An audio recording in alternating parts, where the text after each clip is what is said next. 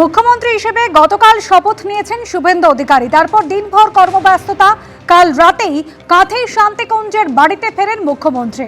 আর সকাল থেকেই শান্তিকুঞ্জের বাড়ির সামনে শুভেন্দু অধিকারীকে অভ্যর্থনা জানানো তোড়জোড়।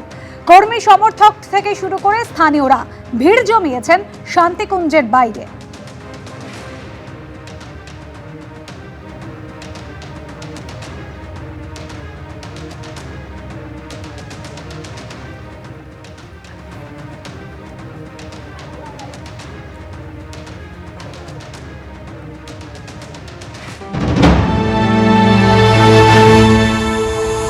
মুখ্যমন্ত্রী শান্তিকুঞ্জের বাড়িতে কালকে ফিরেছেন কলকাতা থেকে কাঁথি। এই মুহূর্তে যে ছবি আমি দেখছো শান্তিকুঞ্জের বাড়ির ছবি, এবং সেখানে বাইরে কিন্তু অনুগামীদের ভিড় চোখে পড়ার মতো।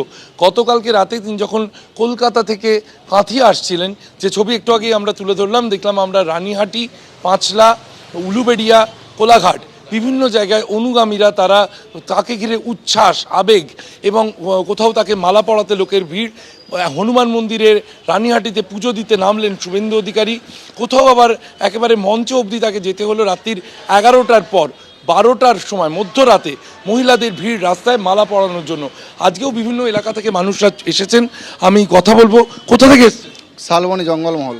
জঙ্গলমহল থেকে এসছেন মুখ্যমন্ত্রীকে শুভেচ্ছা জানাতে? অবশ্যই। কথা হয়েছে, দেখা হবে? হ্যাঁ, দেখা হবে। ডায়মন্ড হারবার থেকে এসেছেন। আমি যাচ্ছি একবার।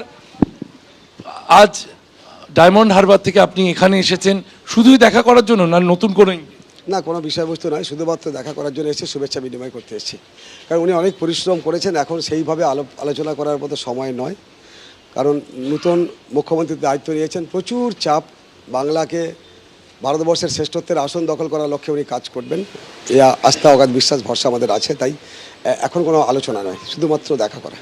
কথা বলছিলাম প্রাক্তন বিধায়ক দীপক হালদারের সঙ্গে, এবং বাইরের ছবিটা একবার শ্যামল জানাকে দেখাতে বলবো। এই যে রাস্তা, যেখানে শান্তিকুঞ্জের যে বাড়ি, অর্থাৎ মুখ্যমন্ত্রীর বাড়ি যে গলিতে, সেই গলির মুখেও কিন্তু অসংখ্য অনুগামী তারা দাঁড়িয়ে রয়েছেন।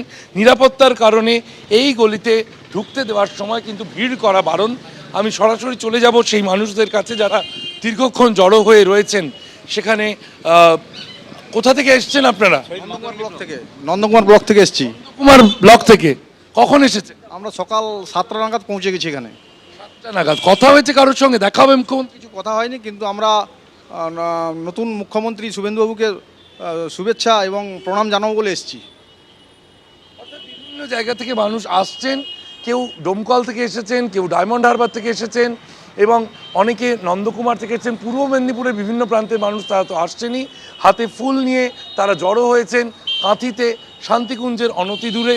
কারণ মুখ্যমন্ত্রী যখন বেরোবেন তারা শুভেচ্ছা জানাতে চান, তারা তাদের বার্তা তুলে দিতে চান মুখ্যমন্ত্রী শুভেন্দু অধিকারীর কাছে।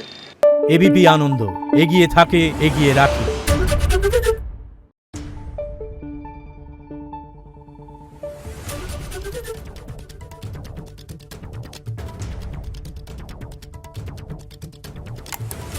Thank you.